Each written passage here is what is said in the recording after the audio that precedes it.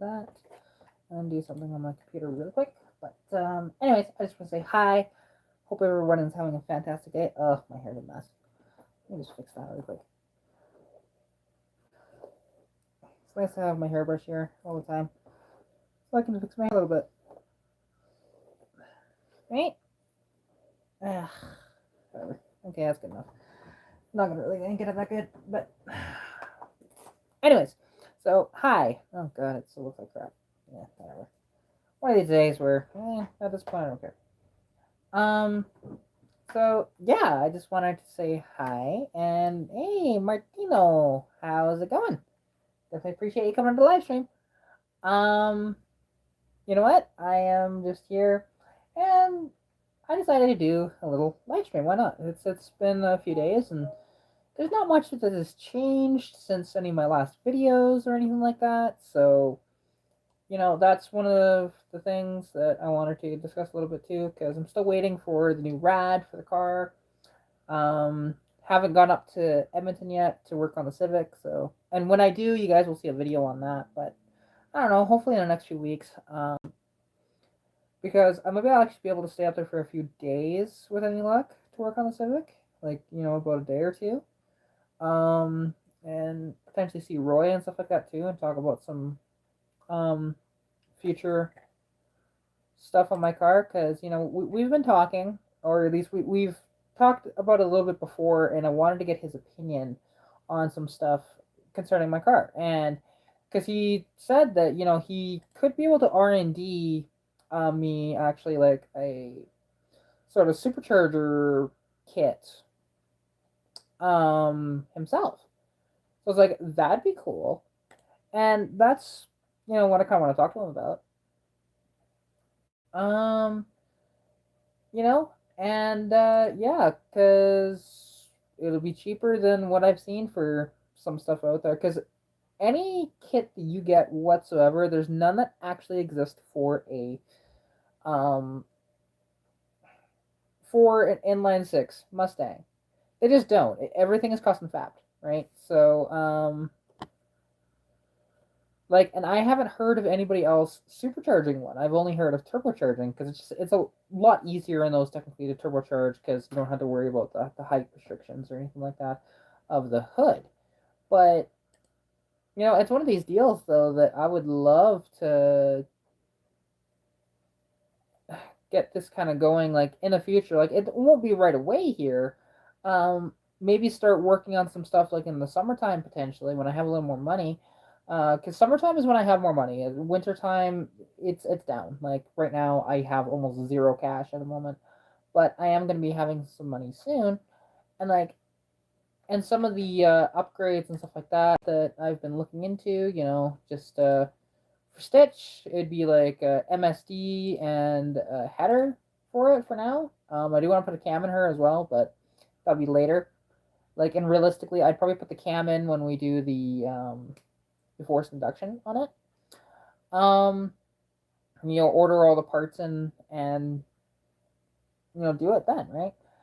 And see if I can. There's a guy actually that I've wanted to contact more because he's down in Texas and he's got a bunch of internals, like nice forged internals for inline six. And now the thing is, if you know anything about these inline sixes, they actually do have forged internals technically from the factory, but they don't have the forged internals that you think of. They're not like super duper strong. They're actually pretty decent, but they're not like holy crap, blow you away, of putting a ton of boost to it and making a ton of power. No, to be honest, without changing the internals, you can only run about 300 horsepower or 10 pounds of boost. That's that's it. So with that in mind, basically though with this car, like I don't want it to be an absolute screamer or anything like that, but if by the time I'm done I can make, right around 7-ish pounds of boost maybe, and be able to outrun my convertible, that would be cool, right? And that would prove my hypothesis that yeah, you can build one. Yes, it's going to cost you more than a V8 swap.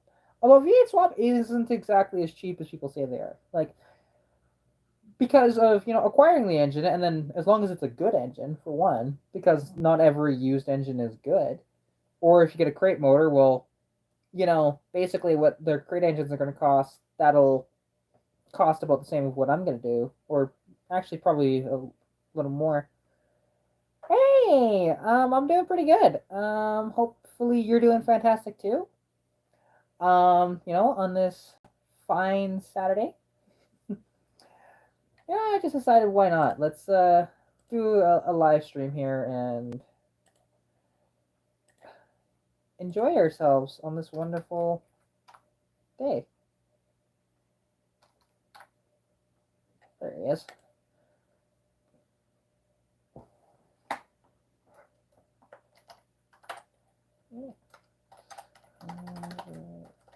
Sorry, I'm just setting off a quick little message here. There we go. And he'll respond later when he can, and no big deal. So yeah, like I do want to really put force induction on the car, and there's a guy selling a not yet. I'm still waiting on the rad, just to confirm. Okay, is that the issue? Because you know what, and thinking about it, could it be just the thermostat potentially? But it's kind of weird because there would still be coolant flow, which there's not proper coolant flow right now. So that's why I'm thinking, okay, rad cap, those should be here on Monday. They're currently in Great Falls right now, Montana, just waiting to get over the border. And then once they are, yeah, should be delivered on Monday with any luck, and then I can get it installed in the car pretty quick because it takes no time at all to change out a rad, especially a rad that's already empty of coolant. Because my rad is pretty empty of coolant right now. I know that. Only because, well, when it popped off that lower rad hose, it's not like I filled the system back up again, and I haven't even put that lower rad hose back on. So yeah, just take off the upper rad hose and take out the two bolts, and it'll come right out basically. It's although I will have to. No, actually, I should be able to take out the rad without removing the fan shroud. I'll have to unbolt the fan shroud, but I mean, like actually, you know, moving it, I don't think so. So that'd be cool. Um, but yeah, actually, I gotta move the fan shroud for sure, but not completely take it out to do this. So, which is pretty easy to do, to be honest. It's just two screws and then lifts up and push it forward. But yeah, and I'll do a video on swapping out the rad. Most people know how to do that, but if there's people out there that don't, it'll be a cool little video for them too, and it'll be a nice way to kind of show off my new rad. Because it's like this rad is actually nicer than the one I have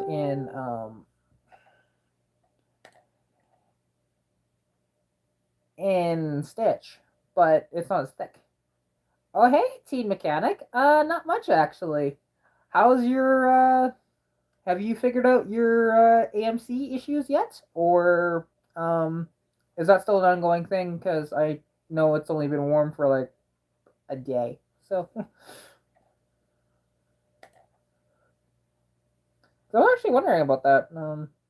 Seeing that your introduction video for that has like over 3,000 views, which is absolutely incredible. I'm surprised it has that many, but it's probably the only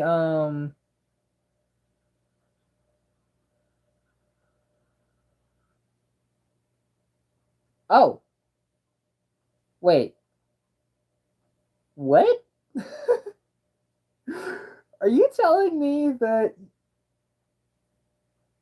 what? Oh my god. Wow. See, oof. Well, I'm glad that nothing is hurt, but sorry, I'm laughing. That's actually kind of funny to hear. Like, yeah, I've seen like videos and stuff like that of that happening, but I've never seen it in person or anything. So yeah, that'll be interesting to see that for sure whenever you have that video out. Wow.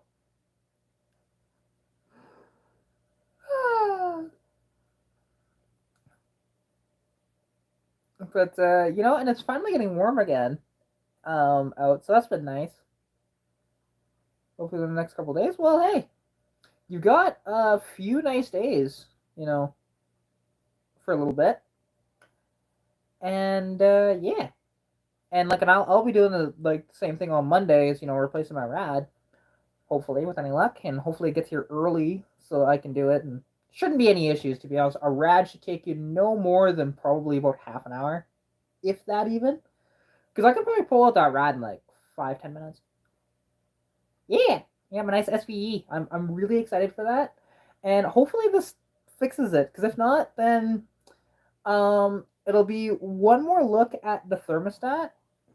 I'll just pull it out and see if it does the same thing or not, and then we'll be looking at a top end teardown, if that's the case. Because I've looked at the thermostat a couple times. It seems to open and close, but for whatever reason, it's not doing it in the car, or it seems like it's not. And that could be caused by a couple of things, like air in the system, for example, can cause that, or just a faulty thermostat in general can cause that too.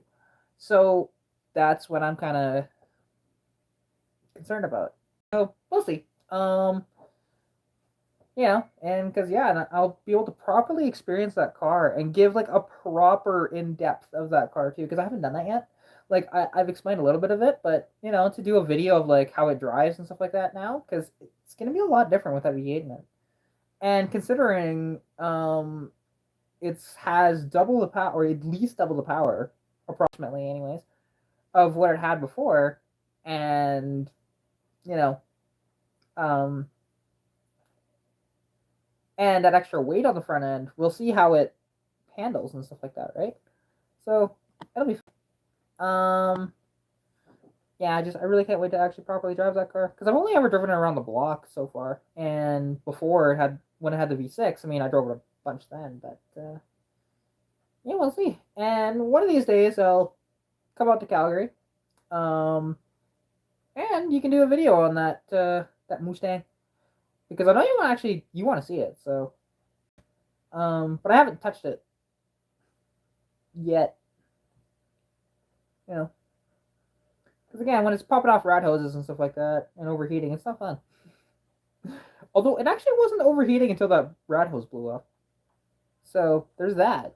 But it didn't get very far. I had it idling for about 20-30 minutes, and it was fine. It's when I started driving it and got to I drove it, I don't know, 600 meters maybe. Just around, and then to the stop sign, and it blew off the rad hose, and it's such a distinctive sound. You hear this pop and then of the steam. An indication that, hey, you either like your rad cap blew off, or, which is very very rare. I've only seen that like twice, or you had a hose blow off, right? So yeah, so here's hoping that this will all be good and won't have any issues. Because also, like, something else with this lower rod hose too, and I kind of almost want to place it, because it doesn't have a proper steel core inside of it, of the steel springs. So it could actually just be the hose in general, because putting that hose on, it's possible that it could be flexing, which is making the clamp not actually on there as tight and blowing off too. Again, not very common for that to happen, but it's something that could happen. So, and again, I've heard of it happening anyways. But we'll see. We'll definitely see.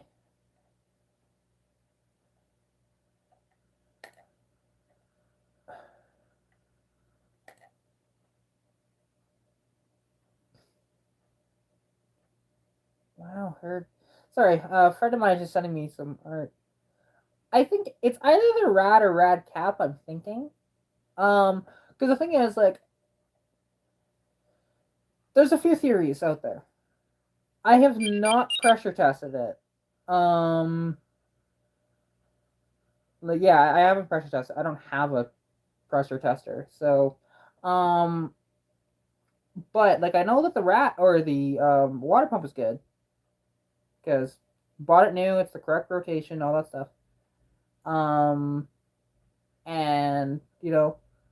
It's basically it's down to the rad cap or thermostat realistically of popping off that hose, but it is possible that it's actually causing it by a blockage within the rad itself that is causing not enough fluid to be put through the hose so that it gets air in there, and that's what's blowing off the hose, and which would cause the thermostat not to open either with air being in the system like that, or at least can, not always, but it can.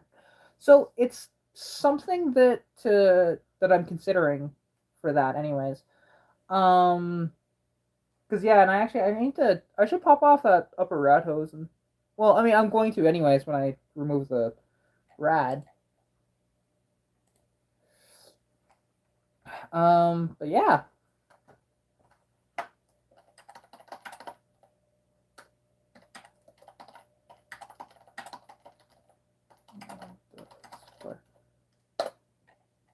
Start getting messages from people too, so I gotta respond to them. Or at least these ones. But yeah, so that's where I'm kind of at with it.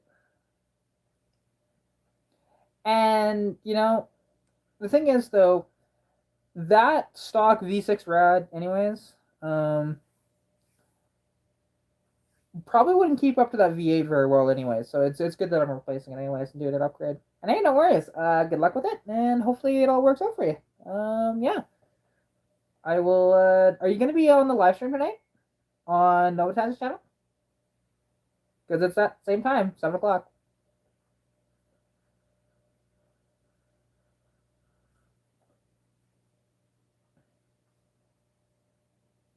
If you got that. If you didn't, I'll text him later. But I mean, it's only 6 hours out. You should remember. But yeah, no worries. Get you later. Have fun.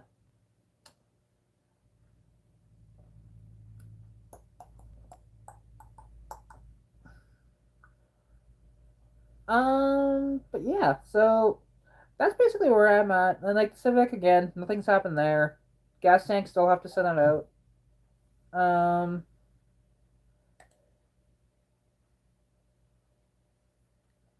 you know, and realistically with the Civic, like it's I don't know when I'll be able to get back up. I thought we would have been back up, both me and my dad, already, but it just hasn't happened yet, unfortunately. And like, there's a shop that actually contacted me, and looking at the reviews and stuff like that, oh yeah, these guys are top notch. There is I have to go through my messenger again, but there's a performance shop in Spruce Grove, which is um on the other side of where actually or the fuel tank is, but that's okay. Um, but yeah, I'll send it out his way and go from there. So we'll see how that goes. But yeah, and hopefully, actually, something that'd be really cool is like getting it professionally sort of cleaned out. It's just easier than us doing it. There, to be honest, of showing the process of how that's done and everything like that. Hopefully, he would let me film potentially. Because it's not a franchise thing. So, because the one thing is that I wanted to do actually with Lilo is when I got the inspection done, I wanted to film the process and like show you guys of, hey, this is what they check over and stuff like that, and this is what they're doing. But unfortunately, that didn't happen. Right? It's just one of these deals, and it's fine.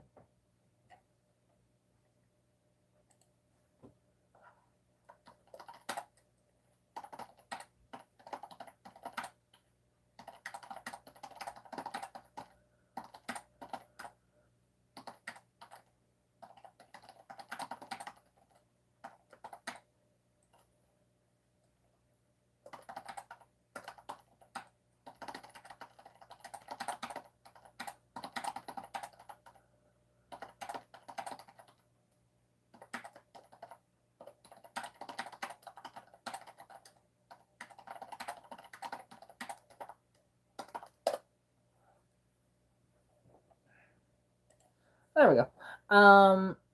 Yeah, sorry. It's just my like bestest friend in the world. She lives in Calgary actually. She just messaged me and it's just like, oh, I'm talking a bit, so I'm messaging her back. So if you hear the keyboard going, that's what I'm doing. So apologies. But I never said that my live streams were the most professional thing on the planet. It's just my phone on. It's actually leaned against a vitamin D container that's leaned up against. Those are CO2 cartridges for my airsoft, or not airsoft, but my pellet gun. So yeah, I have this little Gamma. Looks like a Glock actually. Very fun to play with, but yeah, and it's perfectly legal. It's under 500 feet per second, so you don't have to worry about that. Here in Canada, registering as a firearm, 500 feet and above is considered a firearm. But yeah, I'm trying to think. Is there anything else that I was going to talk about? Um, Not really at the moment. Like, although I do want to say that um I do want to say that the stuff that's happening, like, I addressed it a little bit in a video, but not really much, and I did put a post out as well. But I do feel for everybody in the Ukraine right now, and that are suffering under the hands of Russia at the moment with their invasion of the Ukrainian people. And it is very, very sad. And actually, like, it makes me want to cry talking about it, to be honest, because it's like, this is just horrible. And of the videos that have circulated online and stuff like that, it's bad. um but hopefully, um you know this ends quickly, and that Russia will just stop, because the one thing is, if they don't, this could be really ugly very quick, concerning the political climate that everything is right now. Like, this could potentially cause World War III if we're not careful. So, and yeah, yeah, there's been and like, unfortunately, the at least the footage concerning because they were calling this anonymous person the ghost of Kiev, which it is pronounced Kiev, not Kiev. Unless you're Russian, then it's Kiev. So that's one of the um misnomers of that place. But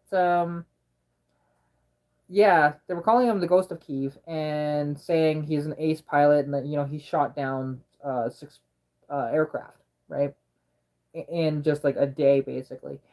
But the footage that was released with that was actually footage from Arma 3.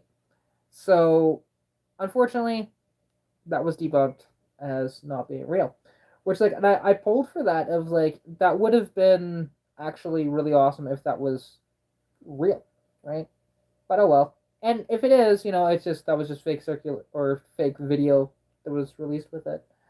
And there's also been some fake stuff concerning actually some of the combat that they've shown has actually been from Arma 3 as well, of that's been released out there, and it's just like, well, Arma 3 is a video game, so it's not real.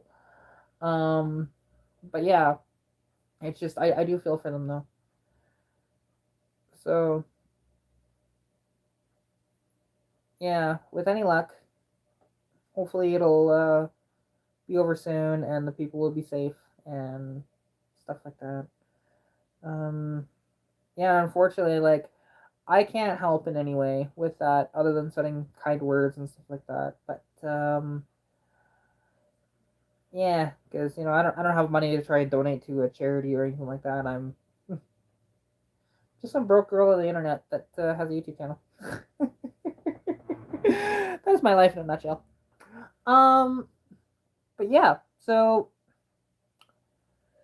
I'm trying to think with cars. So yeah, actually, that auction that happened the other earlier this week, I did that little live on Family Day actually. Um, showing the some vehicles that I was gonna potentially go buy at this auction, but I didn't end up doing that clearly because again I don't have the money, but like I was seeing if they'd go cheap enough to where I can convince my dad to buy it and we can flip it, but n- nothing went cheap enough for that to happen. Unfortunately, the international was close, but just not quite as cheap as I would have liked. So that's fine. But yeah, like, cause I think the Galaxy sold for like $2,500 too. So there goes that. There goes that idea out the window that I had for that. But that's okay. Um, but yeah, overall, it's been okay lately. Like I've had some issues mentally a little bit. I've um regressed into a little bit of stuff, but it's not bad to be honest. I'm not at that point yet. And once I'm able to like get out a little more, enjoy car season and stuff like that, I'll be much better. To be honest, it's this time of year, and especially being cooped up inside all the time, it doesn't help either, and other stuff going on. But yeah, because concerning that stuff, I'm usually pretty private about that. But it's just one of these deals that um, I've had. I've been dealing with depression and anxiety for how long have I had that? At least 10 years? No, more than that.